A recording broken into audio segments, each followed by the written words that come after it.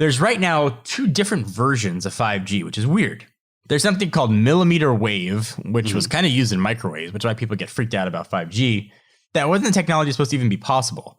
And that gives you really fast speeds. Crazy fast speeds. I tested this in Hawaii on a live 5G network on Verizon. And there's a video on Instagram, actually, of me doing this. I took over the Qualcomm's Twitter, and I got 1.4 gigabits down. 1.4 down, which is insane. Now, it's not on the upload yet, but that is crazy. But the catch is, if I took 2 steps to the left, it dropped down to, regular LTE.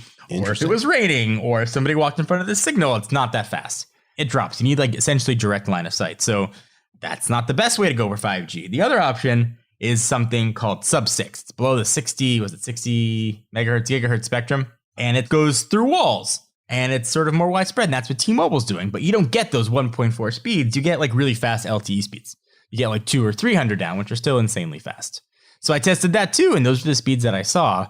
But what's going to be interesting with Qualcomm announced is chipsets that support both of these. And that's what carriers are going to be doing. Welcome to Geared Up, brought to you by National Car Rental. I'm Andru Edwards. I am back, and I am John Rettinger. Geared Up is your weekly look at the world of consumer electronics and gadgets. And as John said, he's back. Last week, we had Kevin the Tech Ninja and Dan Barbera from Mac Rumors. And it took 2 people to fill your shoes.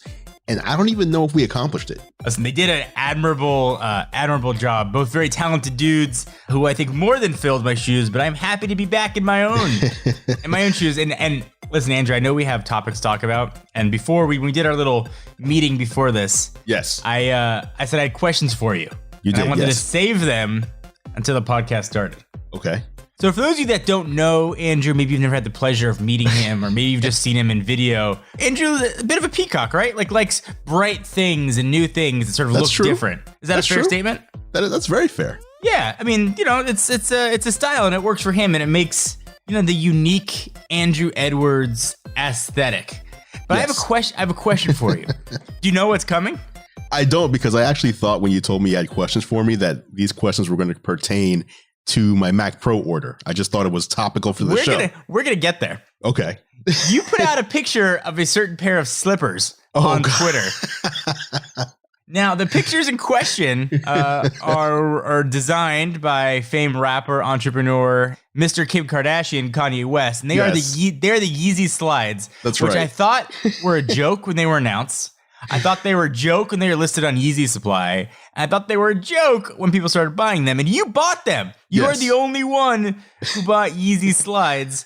And they look like grandma slippers. Oh, man. They're so bad. Listen, as somebody who's so into fashion, what was the thought process behind buying really ugly, just croc looking things? Here's the thing. When I bought my Ultra Boost slides, made also by Adidas, they were one of the most comfortable things I've ever put on my feet. Now they're slides, so I'm not wearing these out to events or anything. I'm wearing them around the house. Maybe I'm taking out the trash, things like that, but super comfortable. So I was in my mind when I saw the Yeezy slides, I was like, okay, Yeezys typically have that same Ultra Boost type of feel to them. And so I'm assuming that these might be as comfortable, if not more comfortable. And again, they're not something that I'm going to wear, really anywhere but in and around the house. And also, I have dogs here. So sometimes my dogs grab my slides and chew on them a little bit. So I'm like, you know what? Let me just get something new. No big deal. Yeezys. Okay. I'm on brand here. They arrive and I open the box and I'm like, what is this? It was almost, this is very topical to our show. It was almost the initial reaction I had when I saw the Cybertruck for the first time. It was the same thing. I was like, wait, what is this? How do you wear this? Then I put it on and it's one of the most uncomfortable things I've ever put on my feet. Why does this even exist? I don't know. To say that I've got Yeezy slides, and I know this is a podcast, so we can't show them, but I urge you, dear listener, pull over to the side of the road when you're at a red light and Google what these monstrosities look like. And I know you mentioned Cybertruck. I would say the Cybertruck looks as beautiful as a BMW 8 Series compared to the monstrosity of the Yeezy slide. So that's one question. I'll put a link in the show notes if you want to see the Yeezy slides. Okay, so next question. And I'm going to seamlessly transition to our first topic here. Mac Pro. That's not our first topic. That's not our first topic. All right. Well, I'm going to transition to our second topic. Okay. The Mac Pro. Yes. Can I talk Mac Pro first? Can I tease it? We can talk a little bit of Mac Pro. Can I tease it up? Because I don't want to talk specifics. You can tease it. So all right. You bought one. Yes, I did. And did you get the litany of people trying to spend your money for you? Oh, absolutely. Absolutely, I did. And like some people, like they'll post when they buy something. Usually anytime Apple drops something, people will like buy it and then they'll like take a screenshot of their cart or their confirmation, post it on Twitter. Oh, this is crazy. I bought all 3 of these. My wallet's crying, whatever it might be. I bought it. I was just like, hey, here's what I bought. Here's my configuration. And all of a sudden, people are talking about, and I actually made a joke. So I said I took advantage of business pricing plus 6% cash back on Apple Card because Apple's doing a limited time promotion on Apple Card. If you buy any Apple hardware, you get 6% cash back instead of normal 3%. So I said, instead of costing, I don't know what it would have been like 15,000 or whatever, it only cost me 12, something like that. And people were mad that I used the word only. It was a joke. Yes. It was a joke. And then I saw all these videos starting to drop. One of them mentioned me, not by name, but you could tell they were specifically talking about me, how people are just wasting their money and there's better things to spend your money on, and basically wanting to tell me how I should and shouldn't spend my money. And I put out a tweet that said, today on YouTube, you're seeing a bunch of salty videos of people judging others for how they spend their own money without knowing anything about their financial situation, their business situation, or anything else about them. And it's just interesting how that happens, where if you don't need something or have a need for something or see a need for something, then no one else should have that same need. And if they do, they're making a mistake. Agreed. So we'll save that topic. We teased it, and I will now hand the reins back to you to lead us into our show. Fair enough. So yes, Mac Pro we will be talking about after the first break. I do own a pair of Yeezy slides. They are in my house right now. I regret it 100%. I'm actually probably going to be, I don't even know if you can return these, but I don't want them. So I'm either going to return them or put them on StockX or whatever, just to get them out of here. They're terrible. But first topic of our show this week is going to be the announcement, the reveal on the annual Game Awards of the Xbox. The surprise reveal. Yeah, no one expected this. The Xbox Series X. It's basically the full realization of Project Scarlet. We now know the actual name of the product. We know what it will look like. We have even more information on how powerful it's going to be. So the next Xbox coming holiday 2020, which basically means about 11 months from now. It's sometime in early November before Black Friday. The new next generation Xbox will be on sale. So the very easy to pronounce, easy to remember name, they really went easy this year. And they want it to be simple. You've had PlayStation 2, PlayStation 3, PlayStation 4, we're going to have the PlayStation 5, Xbox. Yes. This is called the Xbox Series X. Yeah. That's interesting. Bad naming scheme. But I get not naming it by numbers. It would have always been one behind Sony. So I get that. Right. Oh, that's true. So there's a couple things to talk about. First, the looks of it. They pretty much just built a really beastly PC and didn't even try to hide it. They put it essentially looks like a PC tower. It looks like one of those Linksys Velop routers, but black. Yeah, or like a shoebox. That's true. Yes. Yeah, like one of the Jordan shoeboxes. I mean, so it's a weird looking console. You can orient either vertically or horizontally, but the looks I don't think matter. I don't think Microsoft has ever beaten Sony at the looks department when it comes to the aesthetics of their console. That Xbox 360 though, hold on. The Xbox 360 versus the PS3. Come on. I liked the glossy PS3, but I've always been an Xbox guy, so I feel like I have inherent bias there. Okay. But I do feel like generally speaking, the Sony consoles have looked better. At least at launch. Okay. So here's what we know about the former Project Scarlet, the Xbox Series X. So it looks weird, but they are saying world-class visuals. They showed a trailer. So things you'd expect, 4K 60 will be standard. They said the possibility, which seems kind of nebulous, or I don't know if you're going to need something external, of up to 120 frames per second. Yes. Support for variable refresh rate, which is awesome. And 8K capability, which is going to be really huge, I think, for people during the life of this console, especially if you consider it's probably going to have a, 8 to 10 year lifespan on it. Probably closer to 8, I'd say. But yeah. Yeah. So they're also, they're obviously it's SSD based. So they're saying you'll have almost no load times on the console. Nice. Yeah, pretty heavily integrated with the cloud, like things you'd expect. And they showed the visuals. So they showed a trailer for, I'm going to massacre the name, but Hellblade 2.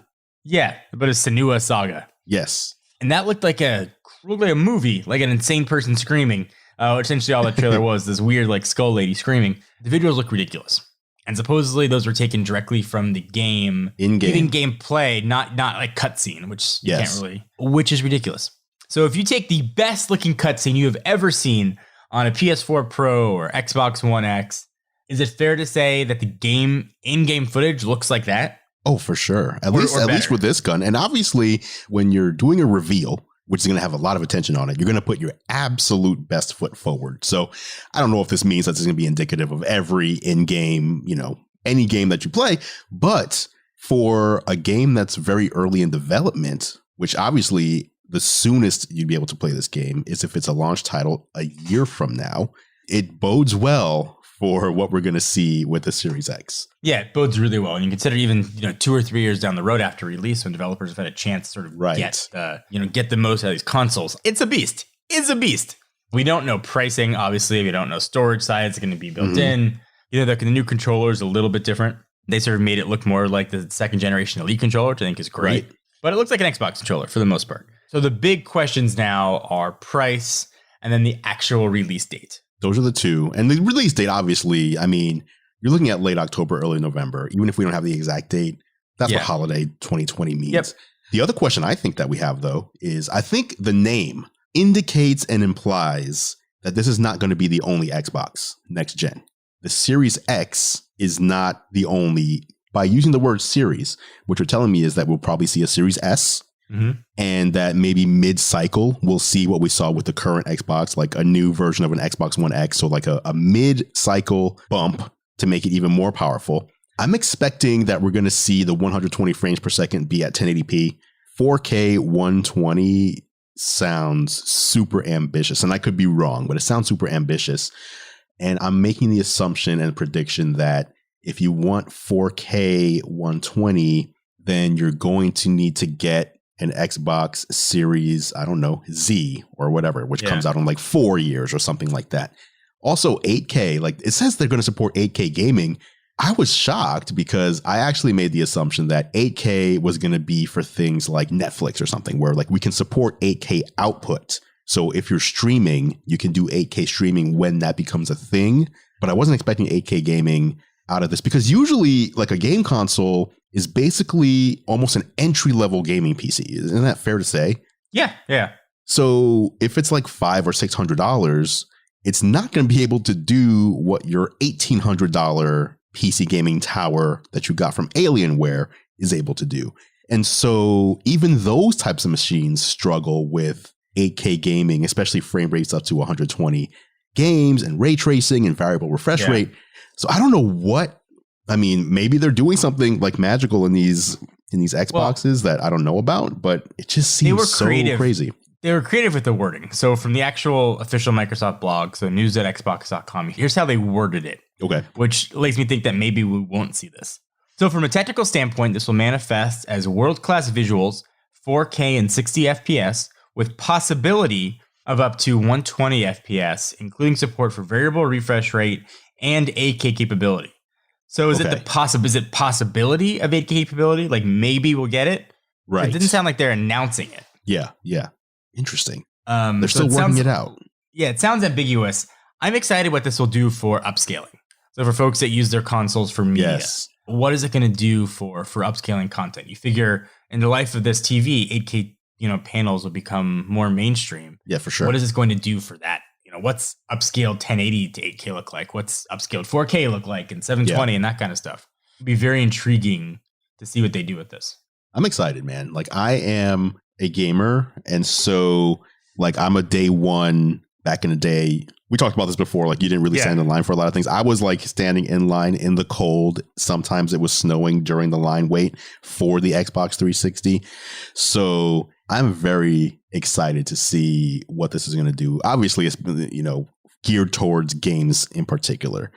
What kind of games are we going to be seeing? What kind of experiences are we going to be seeing? What is it going to look like? I'm just excited. This is really cool. So are you mostly on the console side? Are you Xbox or you PlayStation? Or you don't care? You're both? Okay, so this is interesting. I've owned, starting with the Xbox 360, I've owned every PlayStation and Xbox and Nintendo console that was available at that time. So I've owned 3 consoles at a time for the past couple generations. Prior to that, I was a hardcore just Nintendo guy. I play the Xbox so much more that if I had to guess, and I got my PlayStation 4 the day it came out several years ago, I've probably turned that console on less than 20 times, and the Xbox has been turned on hundreds of times. I don't know why it is, but I default to the Xbox, probably because most of my friends are on Xbox too. And so like if you want to do gamer tag sharing or anything like that. And back in the day with Xbox 360, the achievement thing kind of drew me in. Like, oh, let me try to like meet these different challenges that they were throwing out there, which neither of the other two had at the time. Like trying to get my gamer score up just as a, personal challenge. So nowadays, I don't know. I think Xbox just lured me in back then with those things. And I've just been more on the Xbox side. I'll only use my PlayStation to play games that are only on the PlayStation. But anything else, if it's on both consoles, I'm going to play it on the Xbox. That makes sense. What about you? I've always, even since the very first gen Xbox, that was the first console I went away from Nintendo. I've always been an Xbox guy. I think it just comes down to the controller for me. Yes. I've had, I think, every version of the PlayStation, but I don't really use it that much. I thought about maybe switching this generation just to force myself to try something new. I don't really have like much of an allegiance, but I've always just gravitated towards Xbox. It's just been same here. Just kind of been what I've used. What sucks is as I become more, not become, I'm almost 40, but as I've become an adult, you get less and less time. Like when I was younger, I was like, when I'm an adult, I can do whatever I want. So I'm going to make the decision, right? For myself, I'm going to decide when no one can tell me otherwise that I'm going to play as many video games as I want whenever I want to. And nowadays, I don't know. I'm lucky if I play like 1 hour a week or something. So obviously, like if something big comes out, I'll make a little more time. And if a new console comes out, for sure. But just on average, I'm at that age where I get on a plane. I'm like, I'm going to play my Switch and get through, a big chunk of this game. Then I'll just end up falling asleep and taking a nap. So that's me. No, I mean, that's fair. And as somebody who's, just barely 19 years old, looking at 20 myself, I don't know what that's like. I spend 10 to 15 hours a day gaming because I have no other responsibilities. There you go. Jealous. So it's just different generations, man. But when I was also talking about the Video Game Awards stuff, I was hoping, and I had fingers crossed, that maybe we were going to see something from Breath of the Wild 2. Yes. I was optimistic, and those feelings were dashed. Nothing. I mean, it's still coming. Did you beat the first one? Yes. And that was one of the few games I actually went back and played again because I loved that game. So I thought that was probably one of the most perfect games I've ever played. No, I agree with that. I actually didn't beat it yet. I have one more. I forget what they're called. The big animals. Yeah. The animal dungeons. I have one more of those. The divine beasts. There you go. I got one more divine beast to go through before I go run over to Ganon. But I did get the Master Sword. But again, same thing. It's like I got the Master Sword. I was like, okay, I have one more to beat. And I put like the Switch down. And then I haven't picked up that game for like 4 months. So yeah, I got to get back in there. I think that's fair. So can I transition over now to the Mac Pro and your purchase? Mac Pro is after the break. If you want to take a break, right now. Stick around after the break because I got questions and I'm going to grill Andru Edwards, who I'm now going to give the nickname of Divine Beast. So I'm going to grill the Divine Beast about his Mac Pro. Right after the break. After the break.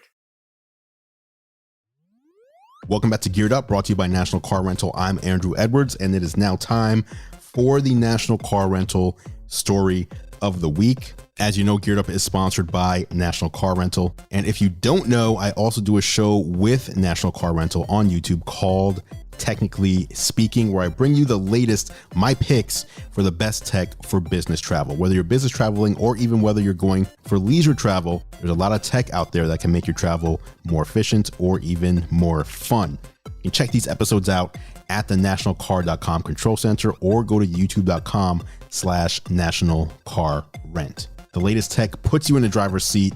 National Car Rental's Emerald Club will keep you there. That was a long break. I was been itching to ask Andru. There's no judgment.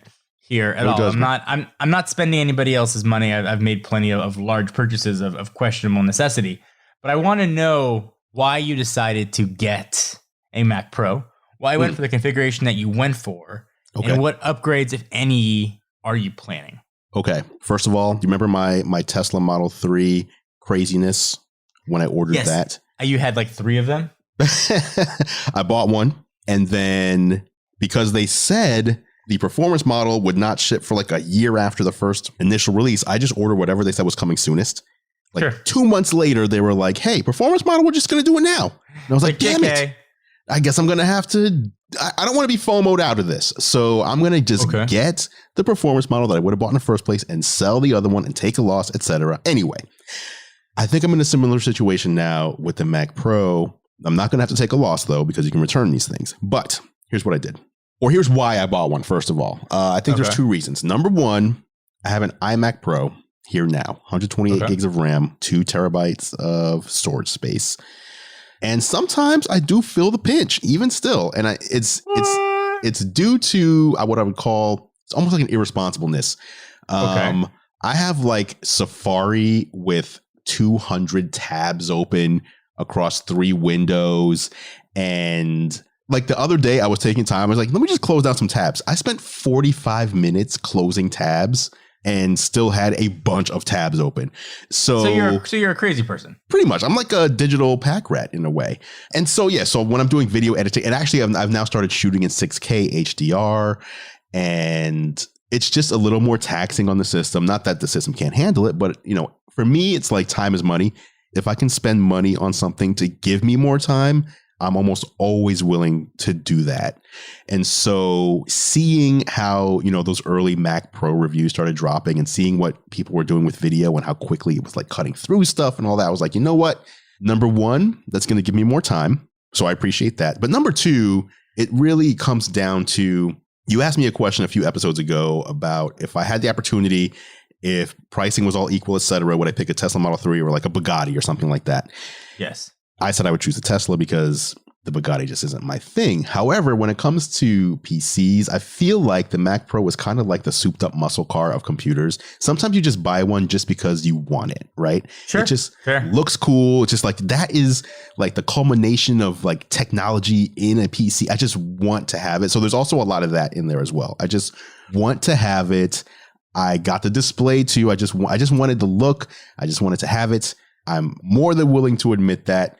And being able to be in a position in life, quite honestly, where I can just make that decision, because there are certainly times in the past where I would look at a Mac Pro and just be like, okay, that's not ever something I could ever dream to have.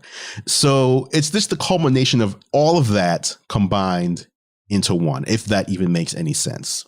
No, that makes sense. I get it. And I'm fair. So what configuration did you go for? Okay, so here's what I did. Logged on, jumped on. The first mistake I made was this. I was thinking, okay, anybody who's going to buy one is going to jump on and start configuring their Mac Pro immediately. So what I should do, because I know things are going to start getting constrained, as they always do, I should buy the display first so that I get the display, right up front rather than having to wait. So I put the display in my cart. 3 to 5 business days, it will arrive. Awesome. Boom. All right. I put the stand in my cart. I'm good.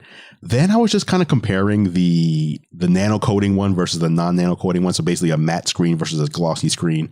And I accidentally removed the display from my cart somehow. And then I put it back in and boom, 1 to 2 weeks. So the 3 to 5 days went to 1 to 2 weeks. So that was rookie move number 1. I placed that order. Guess what arrives today? The stand only. So, so I have in my home right now, not the Mac Pro and not the display, but I do have the $1,000 stand for the display, just chilling here in my house. Now, next move I did was, okay, let me go in and start configuring things. I did a 3.3 gigahertz, 12 core Intel Xeon. I'm like, okay, I was trying to get 12 cores is a good spot. 12 cores good. But the problem is, I was trying to determine where does the law of diminishing returns kick in. And it really kicks in at the 16 core. It really made more sense to go 16 core for the money. 100 megahertz slower per core for $1,000 extra. That's what I'm regretting there. I also regret the fact that I chose 96 gigabytes of RAM because I forgot that I'm ordering a Mac Pro that I can just buy RAM anywhere and put it in myself. Correct. So Apple's pricing for RAM, though, was not crazy like it has been in years past. It's not crazy. It's not as bad as it used to be. But if you look at the typical sites like macsales.com or crucial.com, etc., I could have got the same 96. So the 96 gigs was $1,000 option. I could get the exact same memory for $50. I'm sorry, $100. $100. Okay. Fair. $100 versus $1,000. That's 10 times. That's a big difference. It's a big difference. So then I did a 4 terabyte SSD. I just wanted the biggest SSD I could have. Now, the other thing here, the MacBook Pro 16 inch has an 8 terabyte option. Yeah. Why don't you have, it just says 8 terabytes coming soon. Why is it coming soon? That's funny. Why do I need to wait? It's a fair question. Now, I don't know how to switch out anyway. Then I did a Radeon Pro Vega 2, 32 gigabytes graphics card. The graphics cards are expensive. I don't know if you looked at these, but did you do Afterburner or no? I'm going to do that later because I actually saw you can actually just buy that card from Apple and just put it in the Mac Pro yourself. So I'm going to see how the Mac Pro performs without it because it's a $2,000 option for the Afterburner.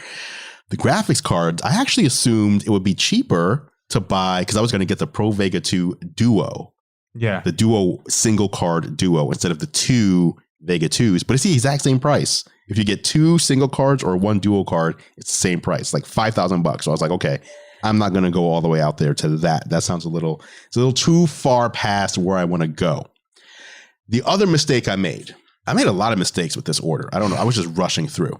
I thought I chose Magic Mouse plus trackpad because they have the exclusive colors like they always do, like they had with the iMac Pro. Now they have exclusive colors of these peripherals.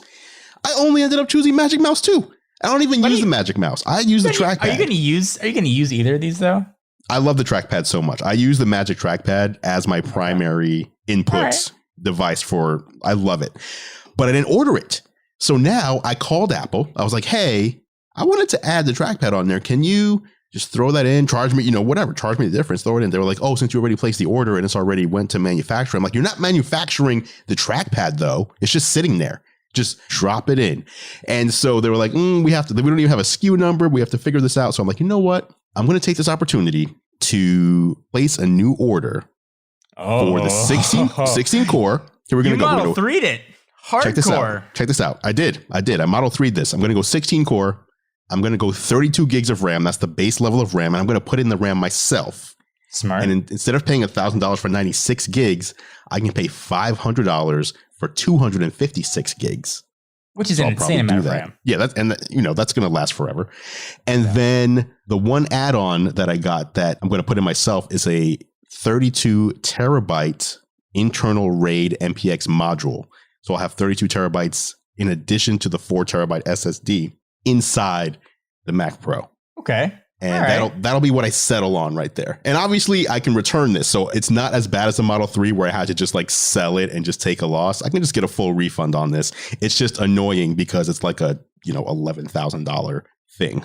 All right, fair. Listen, fair enough. I'm curious what the configuration is, what people would do, whether it was 12 or 16 and graphic cards option. So I think what you did is a pretty solid option. I think if I had ordered one, I probably would have done exactly the configuration that you ordered. I maybe would have done the 12 core instead.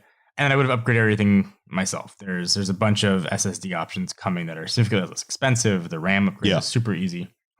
Now, to do. You are the only one who.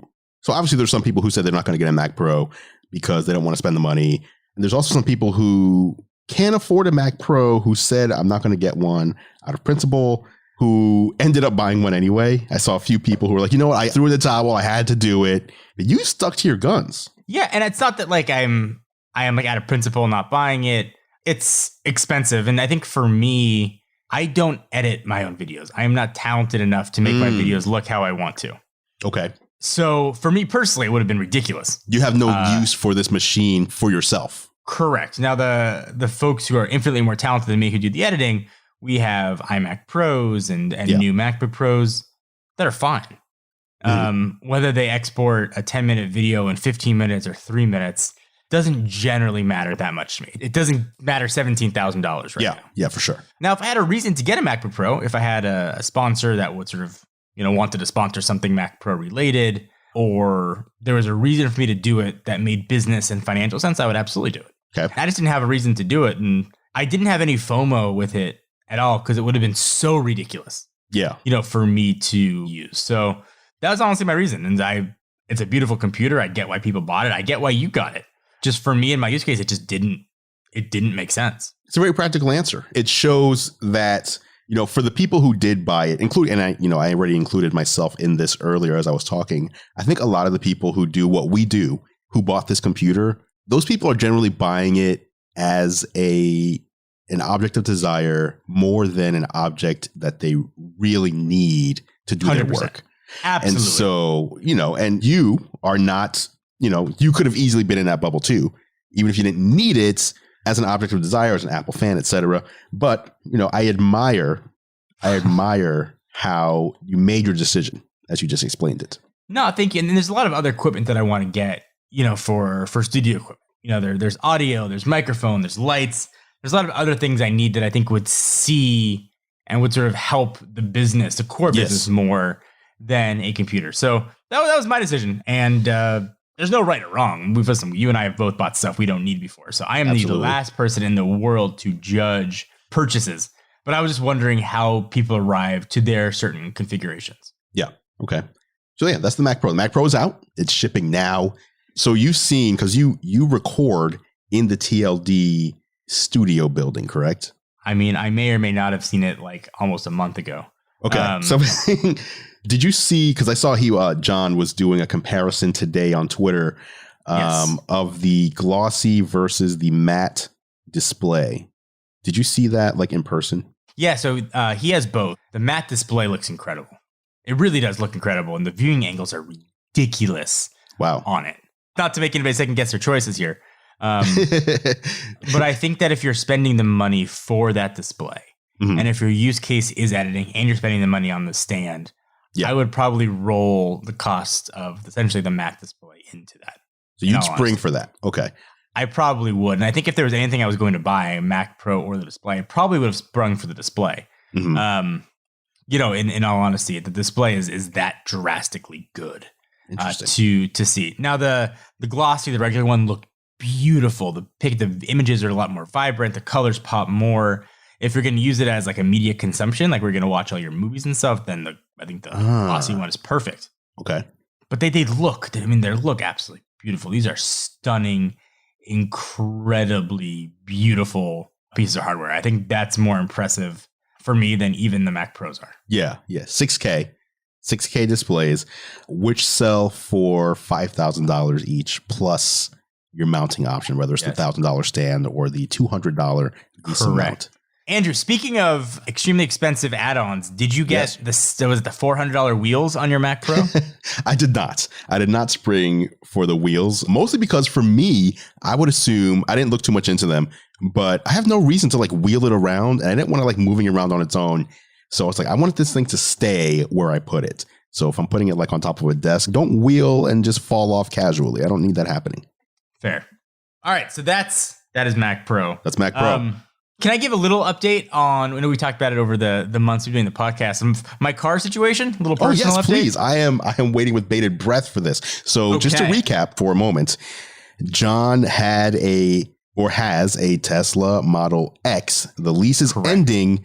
He wasn't sure if he's going to get a truck or a Model 3. He ordered the Model 3. What's that? Ends in 2 days. Oh, the lease ends in 2 days. All right. So this Sunday, the lease is over. And we are waiting to find out if your Model 3 is going to get built in time. Are you going to pick up the Model 3? Are you going with a Ford F-150? You did order a Cybertruck, but that's not going to be ready anywhere near in time.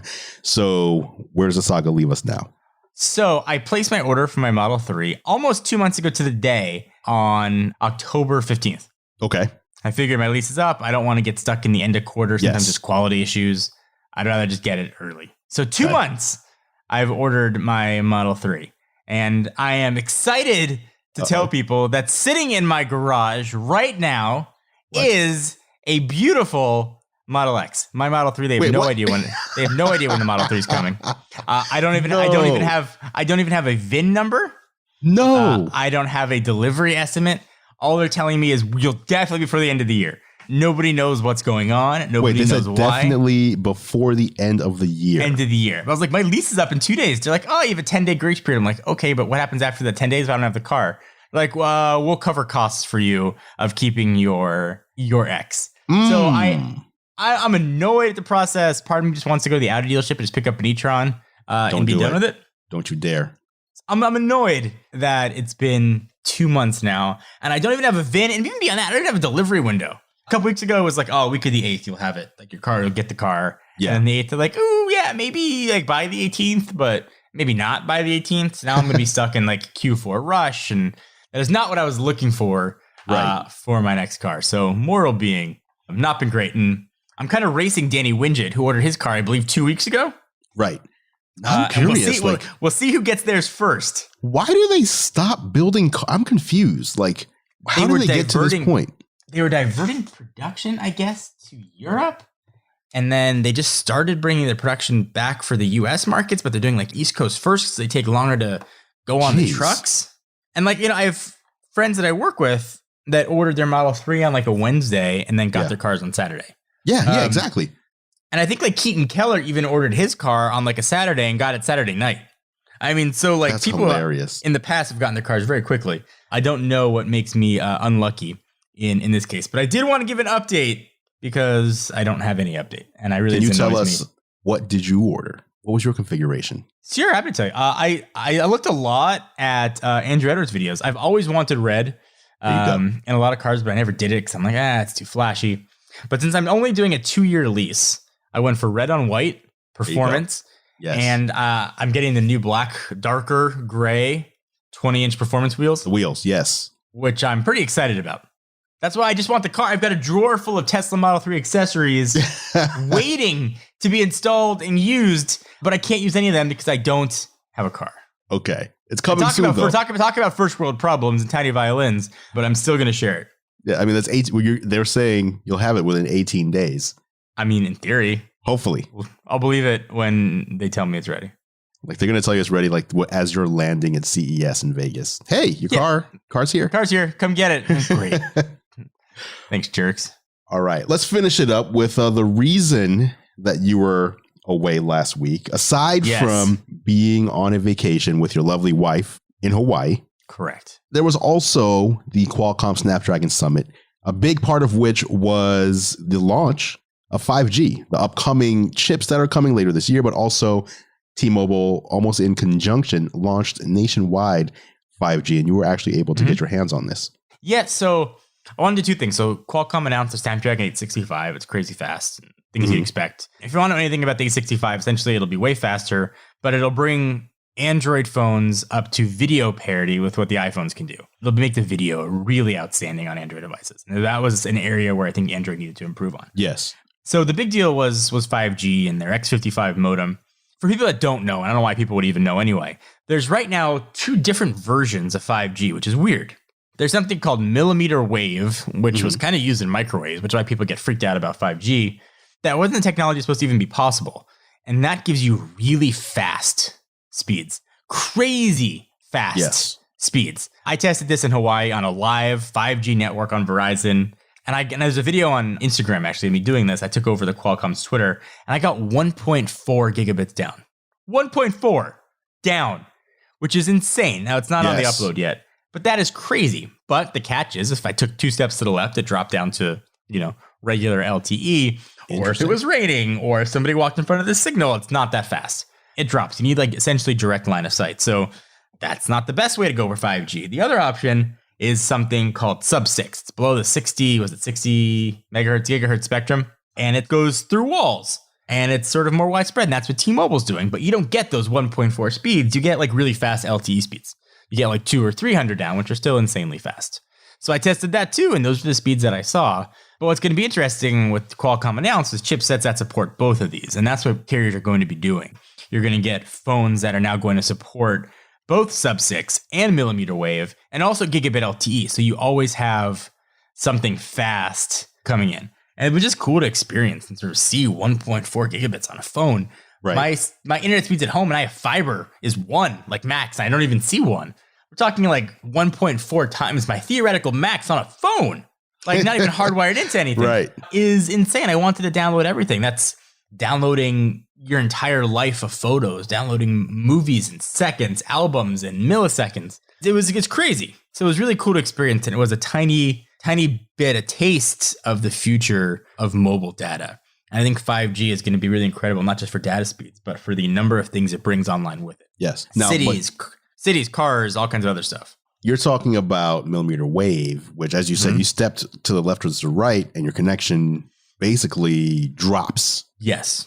Did you try T-Mobile's version of 5G, which is the other Sub-6? Yep. Sub-6, yes. I tried Sub-6 and I got a solid 200 or 300, which is crazy fast.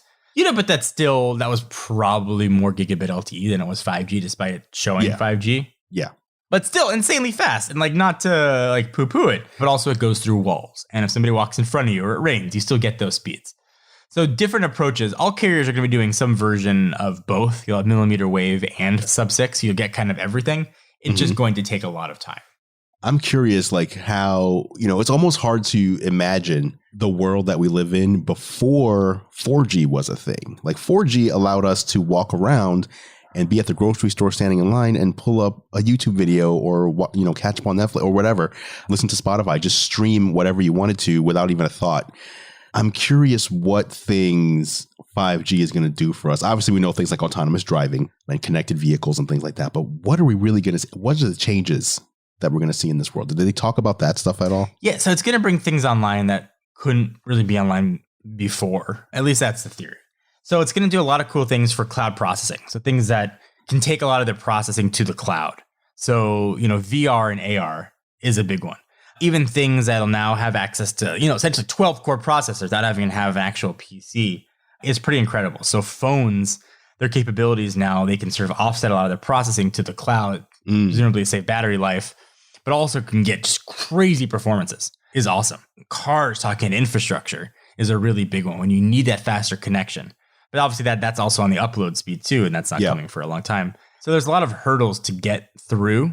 And also imagine 5G in the home too. Imagine you don't need cable run to your node or cable run to your house. You get a really solid Verizon 5G signal, and that just broadcasts that out, and suddenly you're getting a gigabit speeds in your house with nothing. Yeah, that's crazy. That's awesome. So that is awesome. I was pretty excited to see it. Maybe I drank a little bit of the Kool-Aid while I was there because I was in Hawaii, and it was my first time away since my wife and I had kids together. So that was amazing, but it was just really cool to see. And it was a small little slice of the future, I thought. I'm excited. We're obviously going to see next year, 2020, we're going to see phones from just about every carrier. 5G is going to start to go mainstream in 2020. So it's a big deal.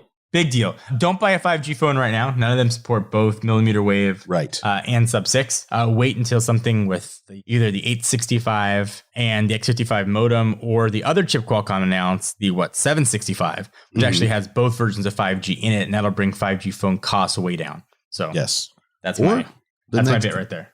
The A14. Yeah, or the A14, which presumably will do everything. Apple, I don't think would release it if it didn't handle everything and give a really good experience.